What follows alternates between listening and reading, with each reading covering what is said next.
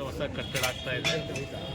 ಅದ್ರ ಆ ಮೂಲಕ ಅಲ್ಲಿ ಆಲ್ರೆಡಿ ಈಗ ಅದು ಅದಕ್ಕೇನಂತ ಈಗೆಲ್ಲ ರೆಕಮೆಂಡೇಶನ್ ಕೊಟ್ಟಿದ್ದು ಸರ್. ಇನ್ಸ್ಟಾಲೇಷನ್ ಫಿಕ್ಸ್ಡ್ ರಿಜಿಸ್ಟ್ರೇಷನ್ ಆಗಿ ಇನ್ಸ್ಟಾಲ್ ಮಾಡ್ತಾ ಇದ್ದಾರೆ. ಆಲ್ಮೋಸ್ಟ್ ಮುಗಿಯಕ್ಕೆ ಬರುತ್ತೆ.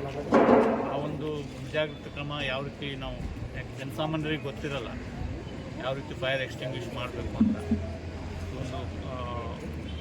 ಒಂದಿನದ ಕಾರ್ಯಾಗಾರವನ್ನು ನಮ್ಮ ಹಾಸನದವ್ರು ಮಾಡಿದ್ದಾರೆ.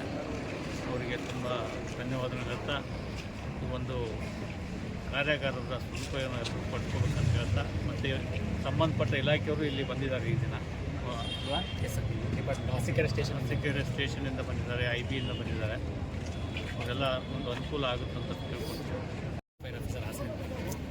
ನಮ್ಮ ಈ ನ್ಯಾಯಾಲಯದ ಸಂಕೀರ್ಣದ ಬಿಲ್ಡಿಂಗ್ಗೆ ಆಲ್ರೆಡಿ ಒಂದು 3 ತಿಂಗಳಿಂದ ಫೈರ್ ಸೇಫ್ಟಿ ರೆಕಮೆಂಡೇಶನ್ ತೊಗೊಂಡಿದ್ದಾರೆ. ಅದರ ಕಾಂಪ್ಲೈನ್ಸ್ ಸರ್ಟಿಫಿಕೇಟ್ ಪ್ರಕಾರ 40% ಆಫ್ ದಿ ಪರ್ಸನ್ಗೆ ಫೈರ್ ಪ್ರಿವೆನ್ಷನ್ನು, ಮೇಂಟೆನೆನ್ಸು, ಆಪರೇಟಿಂಗ್ ಟ್ರೈನಿಂಗ್ ಆಗಬೇಕಾಗಿತ್ತು. ಸಾಹೇಬ್ ರಿಕ್ವೆಸ್ಟ್ ಲೆಟರ್ ಕೊಟ್ಟಿದ್ದರು. ಅದಕ್ಕೆ ಅವ್ರ ಸಿಬ್ಬಂದಿ 25 ದಿನಕ್ಕೆ ಒಂದು ದಿನದ ಸರ್ಟಿಫಿಕೇಟ್ ಓರಿಯೆಂಟೆಡ್ ಪ್ರೋಗ್ರಾಮಲ್ಲಿ ಅಂದ್ಕೊಂಡಿದ್ದು. ಅದ್ರ ಪ್ರಕಾರ ಥಿಯರಿಟಿಕಲ್ ಪಾರ್ಟ್ ಬೆಳಗ್ಗೆ ಮಾಡಿದ್ದೀವಿ. ಪ್ರಾಕ್ಟಿಕಲ್ ಸೆಷನಲ್ಲಿ ಕಂಡಕ್ಟ್ ಮಾಡಿದ್ದೀವಿ.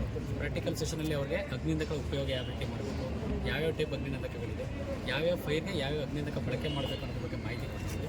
ನಮ್ಮ ವಾಟರ್ ಟೆಂಡರ್ ಜಲವಾಹನ ಬಳಕೆ ಮಾಡಿಕೊಂಡು ಫೈರ್ ಫೈಟಿಂಗ್ ಏನು ಮಾಡೋದು ಅಂತ ಇವ್ರಿಗೆ ಇಲ್ಲಿನ ಸಿಬ್ಬಂದಿಗಳಿಗೆ ಹಾಗೂ ಇಲ್ಲಿನ ಕೋರ್ಟಿನ ಆಡ್ತಿದ್ದ ನ್ಯಾಯಾಧೀಶಗಳಿಗೆ ಹಾಗೂ ಲಾಯರ್ಗಳಿಗೆ ಇಲ್ಲಿರ್ತಕ್ಕಂಥ ಸಾರ್ವಜನಿಕರು ಇದ್ರ ಬಗ್ಗೆ ಅಣಕು ಪ್ರದರ್ಶನವನ್ನು ಕಾರ್ಯಾಗಾರವನ್ನು ಮಾಡಿದ್ದಾರೆ. ಇದಕ್ಕೆ ನಾವು ನಮ್ಮ ಸರ್ಗೆ ಧನ್ಯವಾದಗಳು.